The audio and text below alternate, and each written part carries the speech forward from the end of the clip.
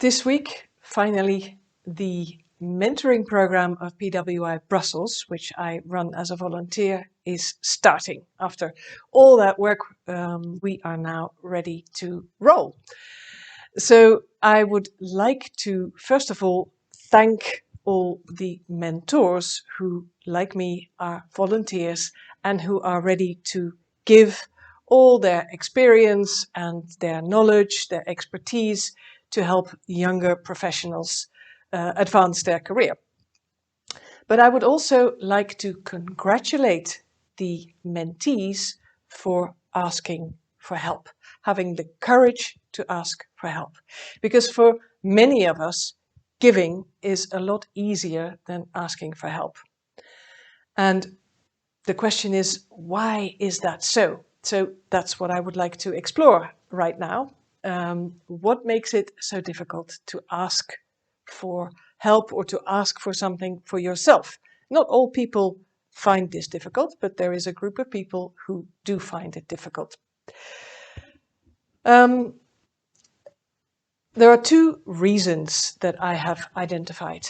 And the first one is you run the risk of hearing no, and no feels like rejection. And the second one is that having to ask for help means that you're flawed. So it's a weakness that you're admitting. Now, let me explain all that.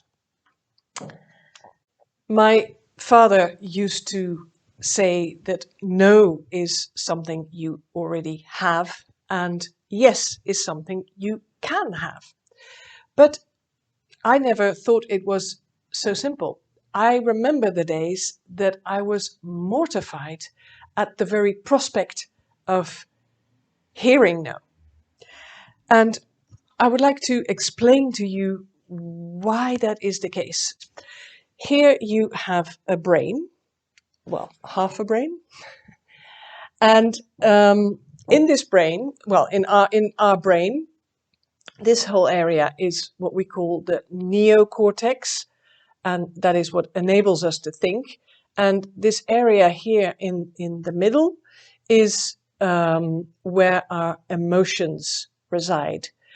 And what is important to know about this is that, well, this area is what we share with a lot of animals.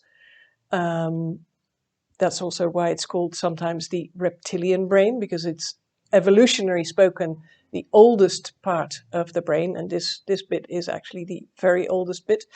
And here I would like to point out, well, here is the amygdala, which is the fear center of our brain. And this whole area, this middle area of the brain, is 10,000 times as fast as the outer area of our brain. So the moment you contemplate the possibility that you could hear a no, the fear has already taken over, because this is so much faster than the thinking brain. But why should hearing a no induce fear? That would be a logical question to ask. Again, when we are, well, I'm taking the brain again, when we are born, then this whole area is pretty underdeveloped. In fact, part of the prefrontal cortex that really makes us human isn't even developed at all. And the earliest years of our life, they are what shapes the brain, because each time you learn something, even now while you're listening to me, in your brain, nerve cells form little tentacles, and those little tentacles, they're called dendrites, they connect to another nerve cell. And this happens millions and millions and millions of times, and altogether, those connections, they form what is called a neural pathway. But that only happens if the information that you are receiving is repeated over and over again. Then those little tentacles, the dendrites, they stay and they become a neural pathway. If information is not repeated, they wither away again, and then the pathway falls apart. This is how we learn, even now as a grown-up. But when you're a child and that whole brain is blank, that's how your personality is shaped, because each time you experience something, those dendrites grow and connections are made and pathways are formed. Now, if from an early age onwards you are loved only or mostly if you behave in a certain way, not when you are your silly, irrational, clumsy self or whatever you are, but so if you are loved only under the condition that you behave in a certain way and not when you are truly yourself, that's when you learn that you are appreciated for how you are, not for who you are. And if that learning was accompanied by anger or the cold shoulder, rejection, then, of course, when you're a small child, you are totally dependent from the grown-ups who look after you. And this can be parents, grandparents, teachers, whoever was an important figure in your life. Usually the parents are the most important ones, but it can be others too. But what they teach you at a very early age, that's what gets, we call it hardwired, those neural pathways. Now, hardwired sounds as if you can't change it, and that's not true. You can actually unlearn even those very old patterns, which is what I do with my clients. But what's important now is that you have come to associate hearing no with being rejected, because you've learned that how you behave says everything about who you are.